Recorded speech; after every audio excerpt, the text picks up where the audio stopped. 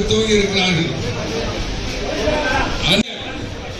எத்தகைய முயற்சியும் இந்த தொகுதி தேர்தல் நாள் அறிவிக்கப்பட்ட அன்றே தமிழ்நாட்டில் வரை மிக வேகமாக இருந்த சாலை இன்றைக்கு படிப்படியாக இறங்கி வந்திருக்கிறார்.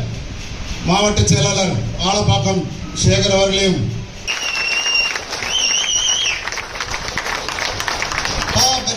நான்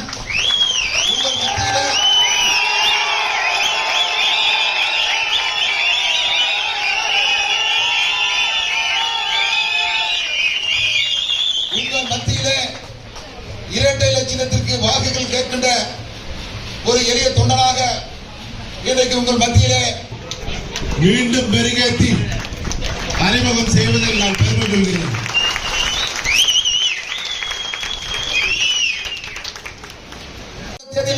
வெற்றி பெறும் என்கிற ஒரு சூழல்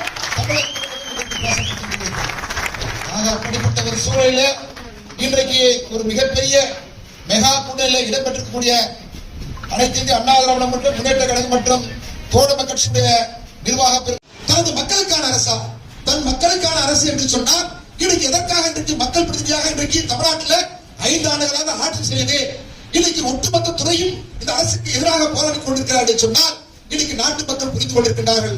ஆக அப்படிப்பட்ட ஒரு சூழல் தமிழகத்தில் இருந்து கொண்டிருக்கக்கூடிய காலகட்டத்தில் நாம் இந்த தேர்தலை நாம் எதிர்கொள்ள இருக்கின்றோம்.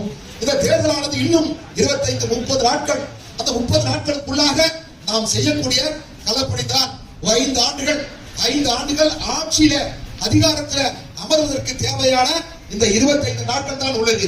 இந்த 25 நாட்களிலே இன்னைக்கு அனைத்து இந்திய அண்ணா திராவிட முன்னேற்ற கழகம் தலைமையிலான பாரதிய ஜனதா கட்சி, பாட்டாளி மக்கள் கட்சி, அம்மா மக்கள் முன்னேற்ற கழகம், அதே போன்று தமிழ் மாநில காங்கிரஸ், புரட்சி பாரதம் உள்ளிட்ட தோழமை கட்சியுடைய நிர்வாக பிரிவுகள் இன்னைக்கு இந்த மாவட்டம் என்று சொன்னால், இந்த தொகுதி என்று சொன்னால், இந்த சட்டமன்ற தொகுதியில் இருக்கக்கூடிய தொகுதியுடைய நிர்வாகிகள் கண்டிப்பாக ஒரு பூத்துக்கு குறைந்தபட்சம் 20 to 25 பேர்கள் வருவார்கள். ஆக அந்த 20 பேர் 25 பேர்களும் இன்னைக்கு இருக்கக்கூடிய காலகட்டத்தில் மிகப்பெரிய வலுவான கூட்டணி நம்ம கூட்டணி தான் வெற்றி கூட்டணி. இந்த கூட்டணியில ஒவ்வொரு பாகத்திலும் இருக்கக்கூடிய வாக்குகளில சுமார் 60% மேற்பட்ட வாக்குகளை நாம் பெற்ற ஆக வேண்டும். அதுதான் நமது லட்சியம். அந்த லட்சியத்தை நோக்கி நாம் பயணிக்க வேண்டும் என்று சொன்னால் 2 மணி நேரத்தில் போயிடலாம். ஆனால் இந்த ஆட்சியை நாம் தவறிவிட்டோம் என்று சொன்னால் 5 ஆண்டுகள் நாம் காத்துக் கொண்டிருக்கக்கூடிய சூழல் ஏற்படும். இங்கே அமர்ந்திருக்கக்கூடிய எத்தனை பேர், ஏன் அனைவரும் கூட நான் சொல்வேன், இன்னைக்கு பல நிலைகளிலே ஆளுகின்ற அரசில பல்வேறு சூழலை நாம் பல்வேறு சோதனை நாம் கண்டிப்பாக சந்தித்திருப்போம். ஆக அதிகாரம் என்று சொன்னால் அந்த அதிகாரம் நமக்கு தேவை. அந்த அதிகாரம் இப்படிப்பட்ட அடிப்படை.